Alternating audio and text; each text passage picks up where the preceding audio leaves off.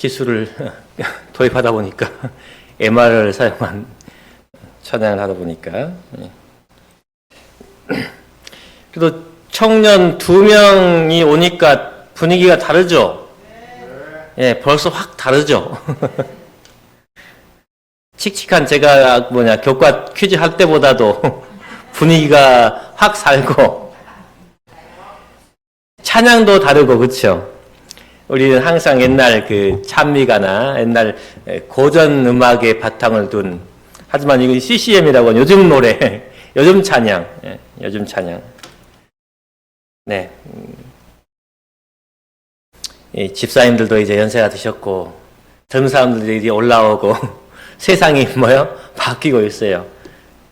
겨울이 봄이 돼서 오늘 새 비가 봄비가 내리는 것처럼 이제 그렇습니다. 이 바뀐 세대에서 우리가 하나님을 좀 더 알아가고 시간이 지날수록 좋아지는 것이 또 있죠. 묵히면 묵을수록 좋은 게 뭐예요? 김치, 장, 발효식품들이잖아요. 그래서 우리가 좀 성숙하고 좀 더 맛깔나는 사람들 그런 인생 되시길 가지 바랍니다. 오늘 말씀은 그물에 대한 비유입니다.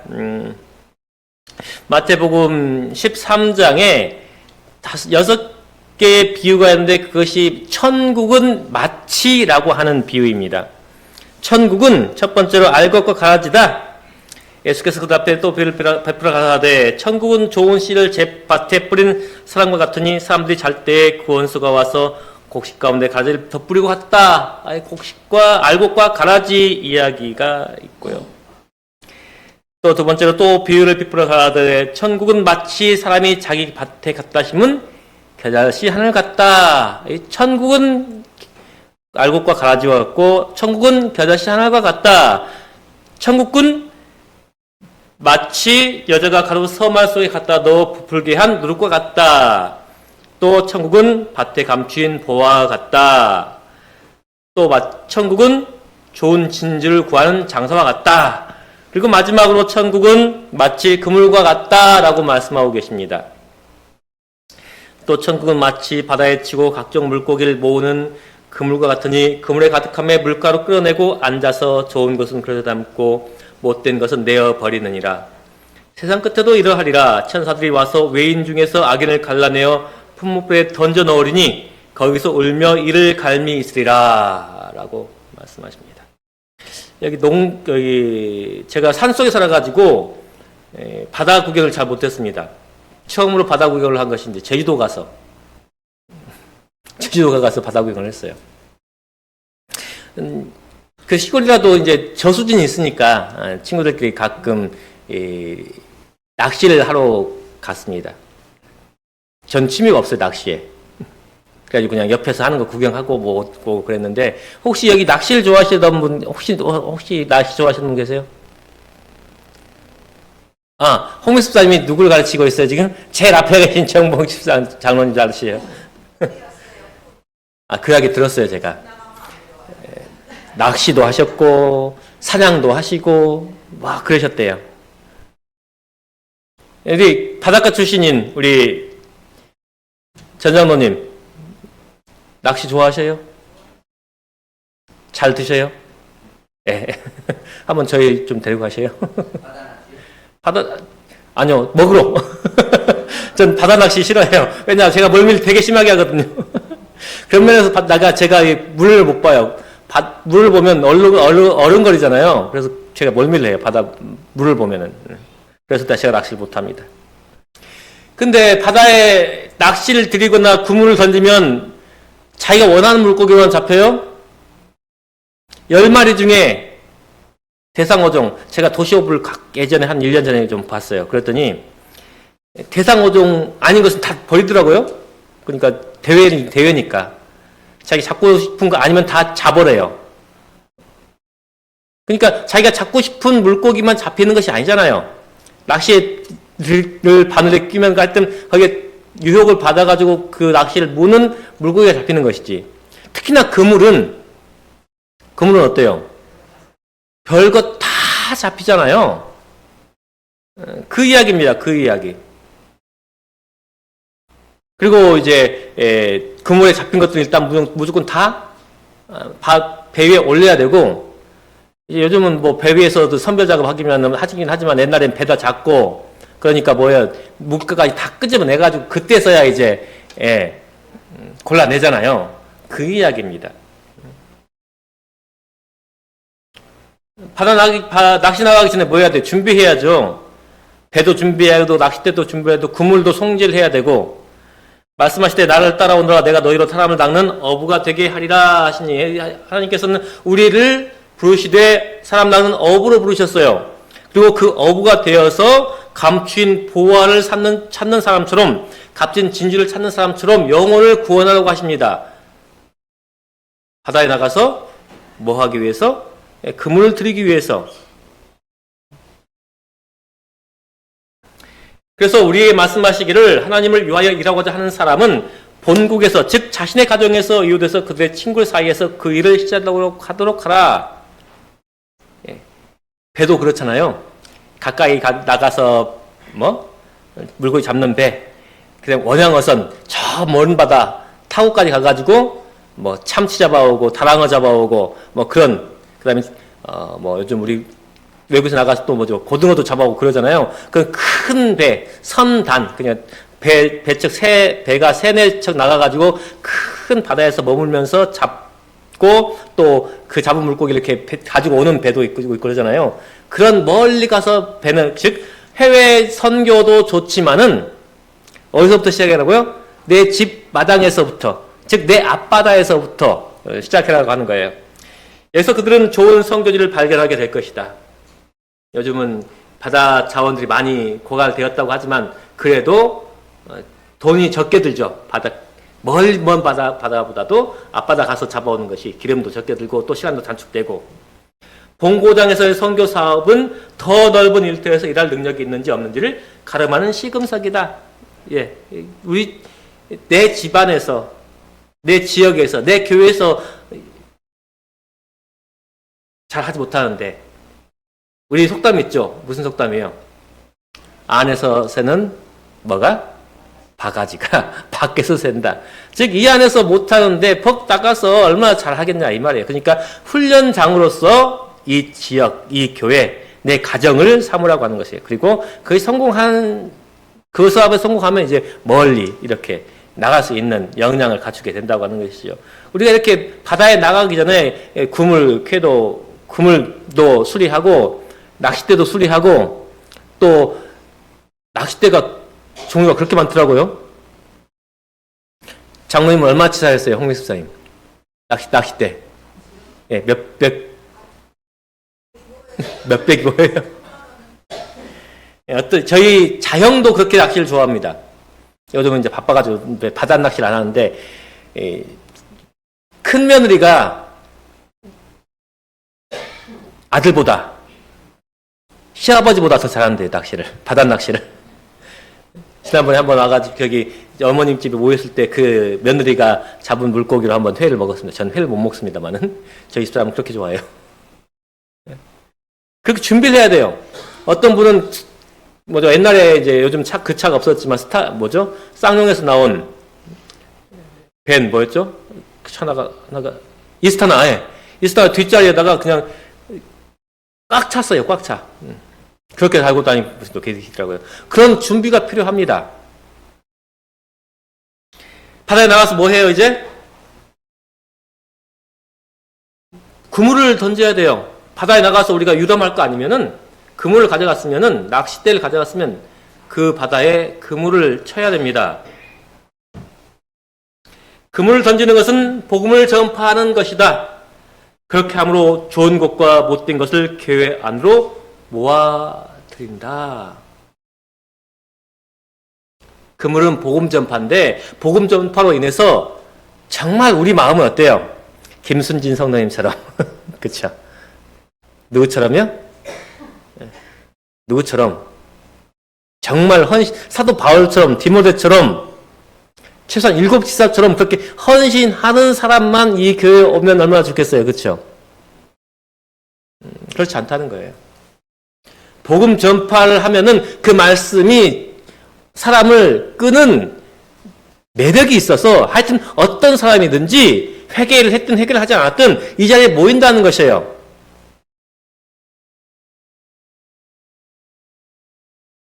디모데후서는 이렇게 말합니다. 너는 말씀을 전파하라. 때를 얻든지 못 얻든지 항상 힘쓰라. 범사의 오래 참음과 자를 참으로 경책하며 경계하며 권하라. 베드로가 밤새 그물을 내렸어요. 이제 요즘 배들은 좋잖아요. 엔진도 달고 또 크고. 근데 옛날 배들은 베드로의 배라고 해가지고 갈릴리 호수에서 가라앉아 있는 배를 한 1800년, 2000년 가까이 된 배가 이번에 발굴됐어요. 그래서 복원해놨는데 보니까 안 커요. 그냥 목선이야, 목선. 그 배에 한 3-4명 타면 다 꽉 찰까, 사람이? 그리고 또 제주도 가보니까 옛날에 썼던 그물이에요. 그냥 이렇게 소쿠리처럼 해가지고 소쿠리 이렇게 집어넣은 다음에 이렇게 퍼 올리는 거예요. 사람 손 힘으로. 그러니 뭐 깊은 바다로 내릴 수도 없고 밤새 그물질을 했는데 한 마리도 안 잡힌 거예요. 이렇게 안 잡힌 것도 좀 어느 분은 하나님의 기적이라고 말씀하셔요. 왜냐하면 하나님께서 그 다음날 예수님께서 오셔가지고 뭐예요? 다 잡도록 해주시기 위해서. 그래서 베드로가 회개하도록 하기 위해서 한 이적이라고 하시는데 그 말도 어떤 면에서는 일리가 있는 것 같습니다. 그런데 지금 뭐예요? 시몬 베드로가 밤새 했어요. 근데 뭐예요? 한 마리도 못 잡았어요. 그럴 수도 있다는 거예요. 우리가 아무리 복음 전파를 하고 열심히 일을 한다 할지라도 누구의 때가 아니면 어제 말씀드린 대로 개혁은 우리의 때가 아니라 하나님의 때에 실행될 것이라는 것처럼 하나님의 때가 돼야지 뭐예요? 물고기가 잡힌다고 하는 거예요. 예수님께서 그때 딱 베드로에게 오셔가지고 너에게 물고기가 있느냐? 아니요, 밤새 잡아도 없습니다. 그럼 오른쪽이 왼쪽인가요? 제가 기억이 없습니다만. 예수님께서 내리라고 하는 그 편에 내리니까 물고기가 가득해서 뭐예요? 배가 잠기게 되었어요. 그러니까 친구들 불러가지고 같이 우리는 그물을 내려야 합니다. 그래서 뭐 해야 돼요? 그 그물을 끌어올려야 돼요. 그래서 베드로가 뭐예요? 다 끌어올릴 수 없으니 요한과 이겠죠? 친구니까. 하여튼 불러가지고 같이 끌어올렸어요. 시몬이 대답하여 그러되 선생이여 오늘 이 밤이 맞도록 수고하셨을 때 얻은 것이 없지만 말씀에 의지하여 내가 그물을 내리이다 하고 그리한즉 고기를 애운 것이 힘이 많아 그물이 찢어지는지라. 우리가 아무리 노력해도 소득이 없다 할지라도 다시 하나님께서 우리에게 뭐 하셔요? 그물을 내리라고 하셔요. 복음을 들고 나가라고 합니다. 들로 산으로 나가라고 그래요. 그래서 거리에 있는 사람들을 무조건 데리고 오라고 합니다. 우리는 그때 또 다시 그물을 내려야 하고 그렇게 내리면 어떻게 된다고요? 그물이 찢어질 정도의 수확이 있을 것이라고요. 누구의 때에? 하나님의 때에. 그런데 그게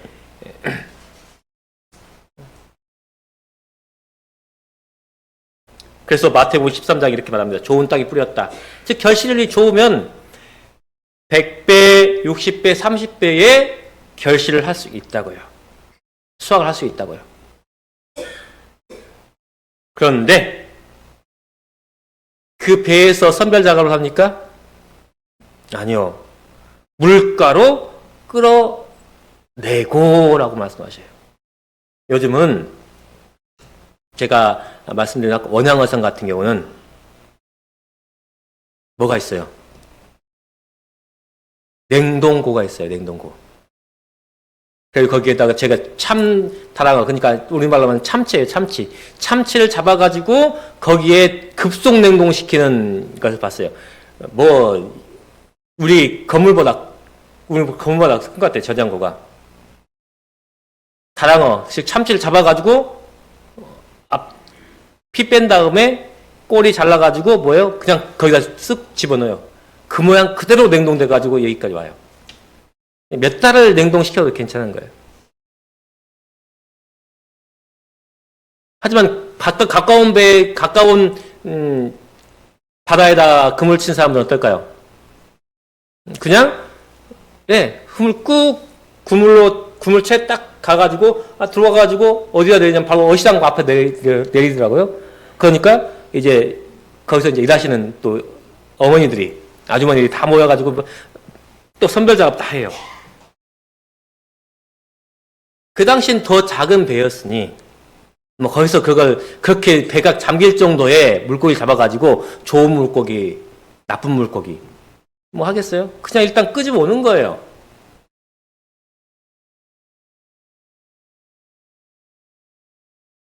마태복음 13장 알곡과 가지의 비유에서 뭐예요? 싹이 나고 결실할 때에 가라지도 보이거늘. 지금 수확철이에요? 아니에요. 이파리 나고 또 그 열매가 맺힐 때 보니까 뭐 있어요? 쭉정이도 있고 가지도 있는 거예요. 이때 주인이 뭐라 그래요? 종들이 저 가라지 뽑아내버릴까요? 아니다. 가라지 뽑아낼 때에 혹시 무엇도 이삭도 뽑힐 것이 걱정되니 가만두어라.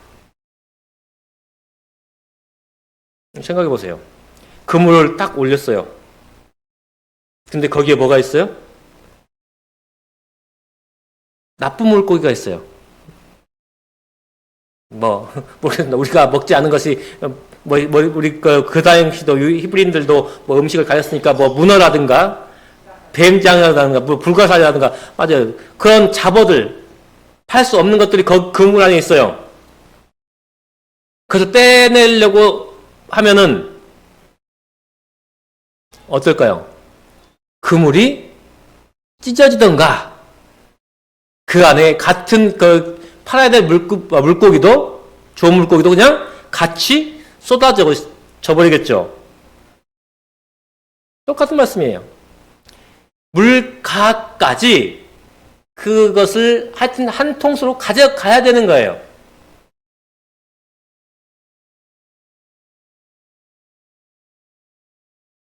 가족불법은 기별에서 이렇게 말합니다. 또다시 제가 말하는데 주님께서는 어떤 사람들을 통하여서도 하나님의 계명을 지키는 교회를 가리켜 바벨론이라고 부르도록 말씀하시지 않으셨다. 왜요? 이 가운데 이 밭에는 뭐도 있어요? 가지도 있고 알곡도 있어요. 그게 하나님께서 언제까지? 추수 때까지 정하신 거예요.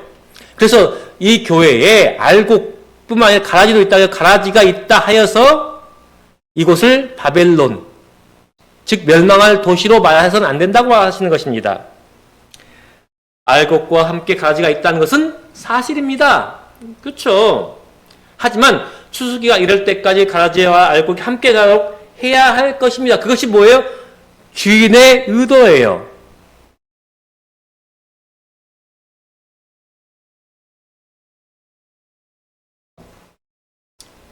선별은 언제 해요? 세상 끝에 추수 때에 하는 것입니다. 앉아서 좋은 것은 그릇에 담고 못된 것은 내어버리느니라. 세상 끝에도 이러하리라.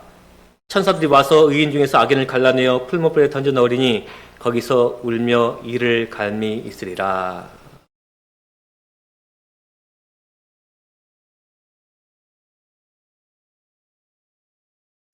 복음의 사명이 완결되면, 즉 어부가 낚시 끝내면 심판은 의인과 악인을 갈라내는 일을 하게 된다. 지금은 복음의 사명을 진행시켜야 할 시간이지 심판할 시간이 아니라고 하는 것이지요. 가라지와 그물의 비유는 다같이 악인이 다 회개하고 하나님께로 돌아올 때는 없으리라는 것을 가르쳐준다.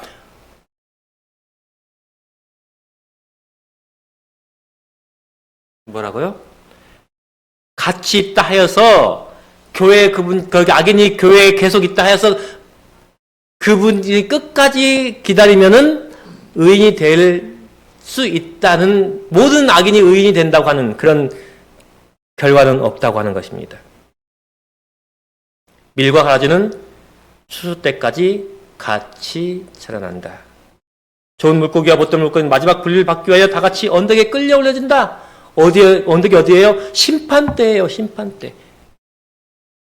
심판대 앞에 서서 하나님의 심판을 받는다. 그때까지 뭐 해야 돼요?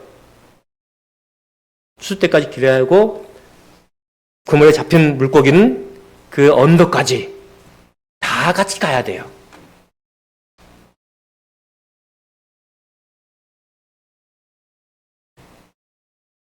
또 이 두 비유는 심판이 있은 후에는 다시 악인에게 구원할 기회가 없는다는 것을 가르쳐준다. 복음사업이 마치게 되면 즉시 악인과 의인을 분류하는 일이 있게 된다. 그래야 각자의 운명은 영원히 결정되어 버린다. 그 그물이 무태 올라와서 선별 작업이 있으면 더 이상의 기회는 없다고요. 그물의 비유에서 이루어진 것은, 말씀은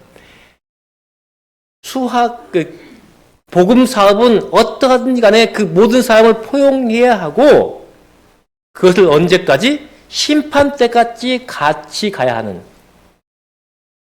그리고 그 심판은 누구에게 맡겨진 것이라고요? 하나님께 맡겨진 것이라고요. 그 그물 안에서, 곡식과 가라지가 있는 그 같은 밭에서 어디까지? 추수 때까지 사는 것이 하나님께서 말씀하신 것이고, 하나님께서 우리에게 의도하신 바예요. 그리하여 그 추수 때가 되기 전에 그 사람이 의인이 되면 그것이 우리가 그 사람을 구원하는 것이고, 그렇지 않다면 그 심판은 누구에게 맡겨진 거예요? 하나님께서 하실 것이라고 하는 것입니다. 우리가 그물 안에 있어서, 한 밭에 있어서 내가 아버지께 온전히 서 있는 것인지를, 가라지를 보면서, 혹은 좋지 않은 물고기를 보면서, 혹은 내가 가라지인지, 혹은 내가 좋지 않은 물고기인지를 보면서 심판 때까지 이 교회 안에서 하나님께서 의도한 바를 성실히 실행하는, 그래서 우리가 하나님의 심판대에서 온전히 설 수 있는, 심판대에 온전히 설 수 있는 그러한 우리가 성품이 되시기를 간절히 바라며 오늘 말씀 마치겠습니다.